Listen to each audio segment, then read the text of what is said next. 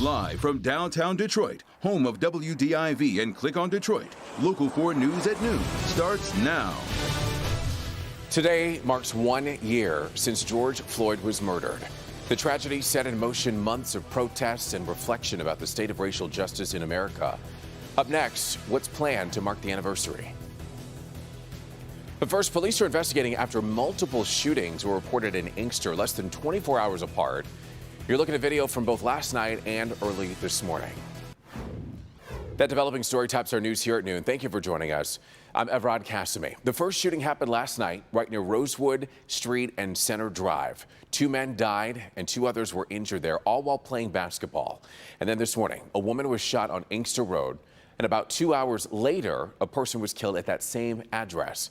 Let's check in with our Victor Williams. He joins us now live this afternoon. I understand you're following the developments for all of these incidents very closely. Yes, Efron, very violent night and morning here in Inkster, the latest of which happening right here behind me on Inkster Road. As you can see, Michigan State Police still conducting their investigation, but we're told it all started around 4 a.m. when a woman was shot here in a home right off of the main road, and that woman is expected to be okay. She was shot in the backside and leg. Inkster Police responds to that call and investigates, but when that scene clears hours later, the shooter comes back and then kills her boyfriend, now identified as Bernice King. Now, police are saying the woman likely wasn't the initial target and that the shooter scoped out the scene waiting for them to leave so he could indeed hit his intended target. And sadly, this is something his mother has had to go through over and over again, having 3 other kids that were murdered over the years. I just talked to him, and we was on our way, and my daughter called and said they just shot him and killed him. My 16-year-old son 10 years ago, my other 2 sons, Leon Ballard, Lucky Hurst, Vernon Hurst, and now Bernice King. And police are still trying to figure out if this shooting has anything to do with the quadruple shooting that happened last night that left 2 dead and 2 critically injured during a basketball game that happened in the middle of the street over on Rosewood. But as you can see right here behind me, this scene is still quite active with Inkster Road blocked on both ends. For now, we are reporting live in Inkster. Victor Williams, Local 4. All righty, a very violent night indeed, Victor. Thank you. Meanwhile, an investigation is underway after a man is stabbed and killed in Livonia. Sky 4 was over the scene this morning. He was right there at Middlebelt in Plymouth.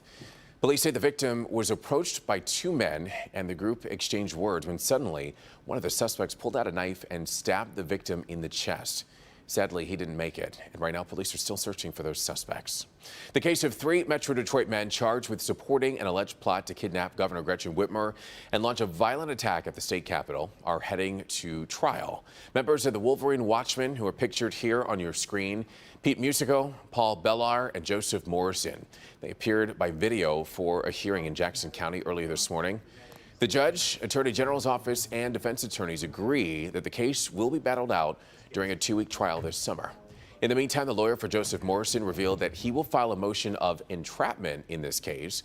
The men are expected to argue that an FBI informant actually steered the men towards the plot to kidnap the governor and launch a domestic terror attack on the Capitol in Lansing. And now to a Local 4 News update. One of Michigan's longest-serving inmates, he's a step closer to becoming a free man. In 1973, Ray Gray was convicted of first-degree murder and sentenced to life in prison. Well, for years, Gray said that he was an innocent man, and he was convicted in the case that included no physical evidence against him, not even proof that he was at the murder scene.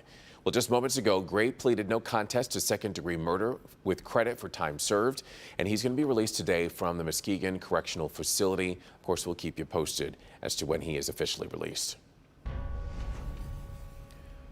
So today marks 1 year since George Floyd was murdered, and President Biden is set to meet with members of his family.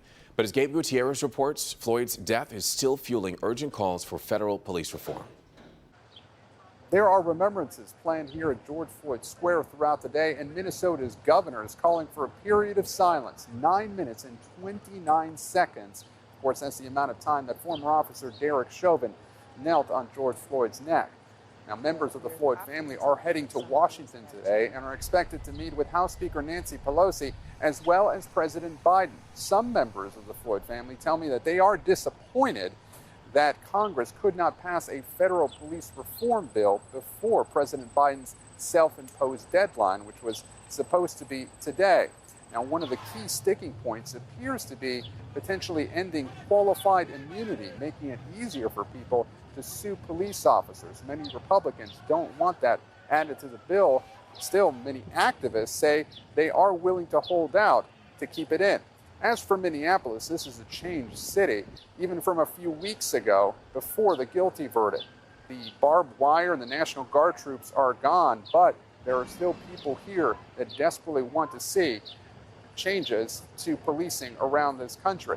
Now, Derek Chauvin's sentencing is scheduled for later next month, and the trial for the 3 other officers involved in this case has been moved until next year.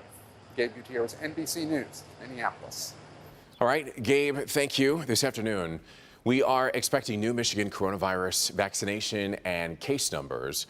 On the national front, the United States has now passed 33,145,000 coronavirus cases since the pandemic first began, with more than 590,000 deaths from the virus. In the meantime, Moderna says its COVID-19 vaccine appears to work in teenagers.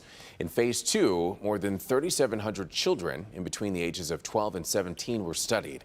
And Moderna says blood tests showed its vaccine produced an immune response equal to earlier findings in adults. None of the vaccinated children got sick with COVID-19 2 weeks after their second dose, while 4 children who received the placebo tested positive. According to Moderna, the results are, quote, consistent with the vaccine efficacy of 100%. Moderna plans to ask the FDA to authorize its vaccine for 12-year-olds and teens in early June. All right, listen, we got to talk about the forecast on this Tuesday. Very warm outside, to say the least, as we give you a live look at the Detroit River there and our beautiful Detroit skyline. Meteorologist Brandon Root is back with a look at what we can expect leading into the afternoon. Are we going to break this record or not? It's going to be a close one. 90 is the record. We've got temps near 90 today. We've got temps later in the week, maybe only in the 50s. Pure Michigan. But let's discuss the warm-up today. Low and middle 80s right now. The southwest winds are 10 to 15, gusting 20 to 30 in some spots. No storms related to the winds, just a pesky breeze. 89 near 90, near the record high, and we'll take it because we've got cooler weather coming as a little bit of sun-cloud mixture could fire off an isolated shower today, but cold front coming into this warm, unstable environment, Evrod, it sets the stage for what could be some severe weather early Wednesday, and we'll track it coming up. All right, Brandon, we'll check in with you shortly. Still to come, U.S. Secretary of State Anthony Blinken is in Israel. Ahead, we're taking a closer look at the purpose of his Middle East tour.